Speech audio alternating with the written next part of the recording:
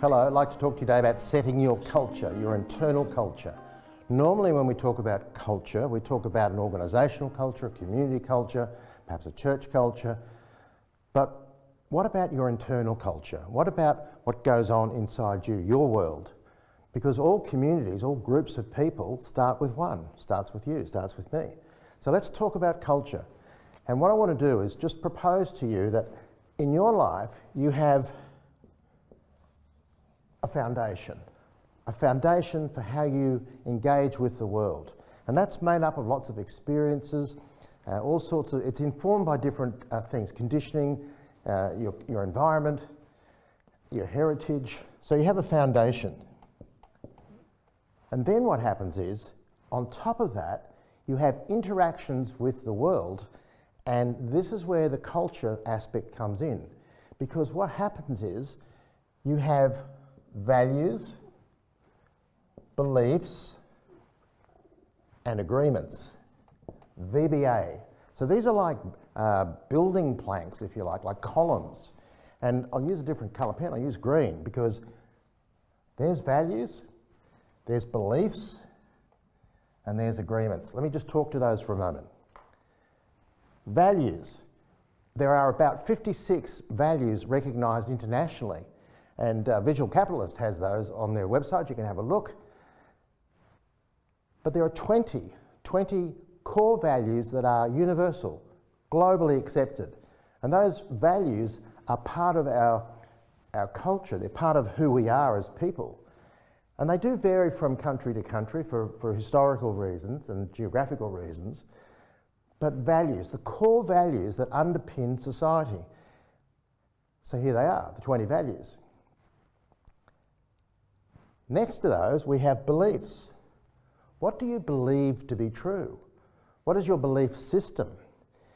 Now, belief systems are interesting. Jung and Nietzsche talked about this quite a lot in their studies and their philosophy. And Jung said, you know, you can actually substitute at some peril to yourself. And Nietzsche was always challenging him. He was quite a sort of a Toei sort of philosopher, very smart. But your belief system, what are the things that you believe to be true? Where do you put your trust? What's the foundation underneath your belief system? How is that belief system constructed? And one of the things that we need to talk about is the interaction between beliefs and values. So these values are discovered, they're explored over time. People, they don't just come in some sort of package, you actually evolve them over time through experience, through interactions with others. And they are the fundamentals for who you are as a person. So this is a matter of discovery. We were talking about discovery last time, getting into position. And then finally, agreements. So values, beliefs, and agreements. And one of the things we've seen happen over the last 2 years is the belief system for people has been challenged.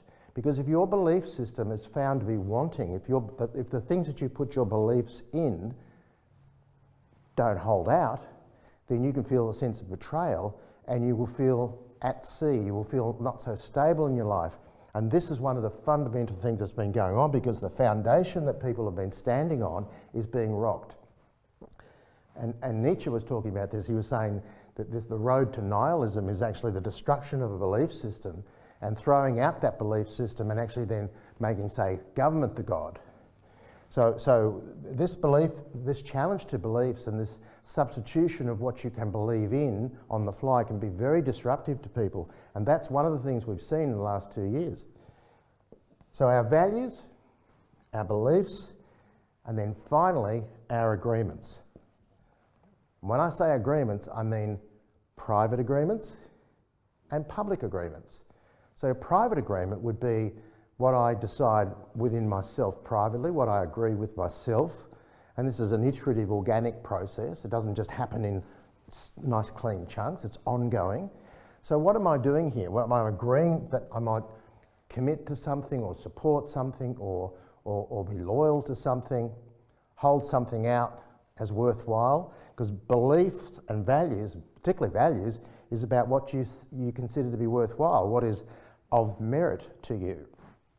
But your private agreements actually become like an engine within yourself.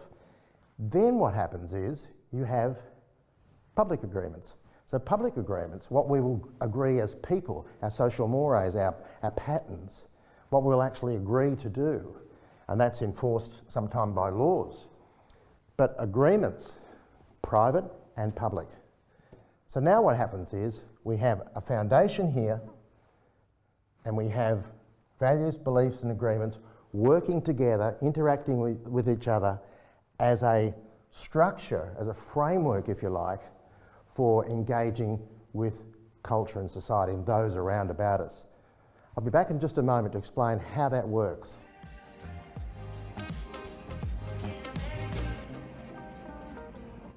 Okay, we've been talking about values, beliefs and agreements. Let me just show you how that works with a simple model. I might value being alive. I think that's a good idea. I'd like to stay alive. I value living. I think that's meritorious, it's worthwhile. Okay, right, what will I need to do to make that happen? Well, I believe that if I continue to eat good food, nutritious food, protein, that will fuel my body and I will stay in the game. So I will privately agree with myself to eat the right kind of foods, to cultivate the right kind of crops, etc., and I'll take that food into my body in a routine and a scheduled way. I value being alive. I believe that I need nutrition and protein, and I agree to do something about it. That is, grow the right crops, source the right foods, and take it into my body. So here's how it would work. If you saw me behaving in such a way that every lunchtime I actually stopped and took lunch, I say, well, I value being alive, I believe it's important to take food in, I'm going to have a lunch break. That becomes how I behave.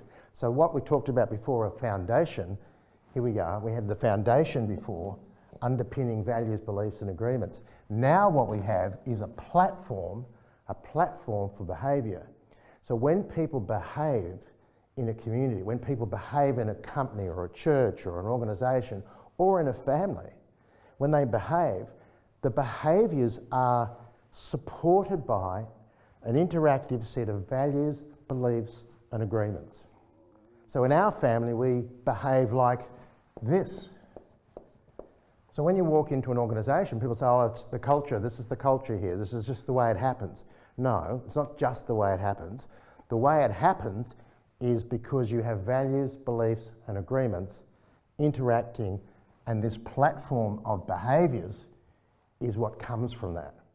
So if you want to change your own internal culture, if you want to change your own internal world and actually start behaving in a new way, you have to spend some time with conversations with yourself, talking about what's valuable, discovering that, going back and looking at your past, but also looking forward emotionally and intellectually and saying, okay, I want to go forward and I want to actually be a slightly different person.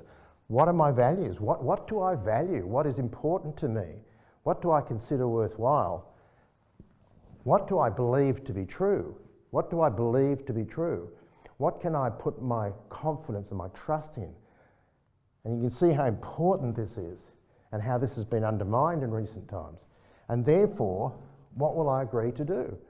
So agreements in terms of behaviours in the marketplace, in our society, all the way through what we do every day is informed like this. So behaviours don't just happen. Behaviours are cultivated. They're discovered, they're cultivated, they're shaped, they're conditioned.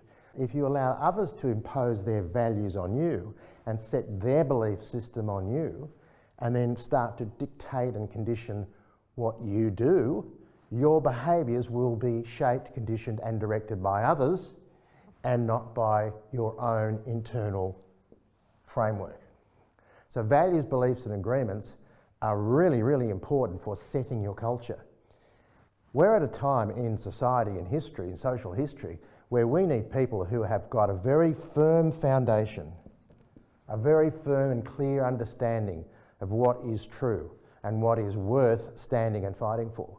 And we've got a group of people who know that their values and their beliefs and agreements are not negotiable.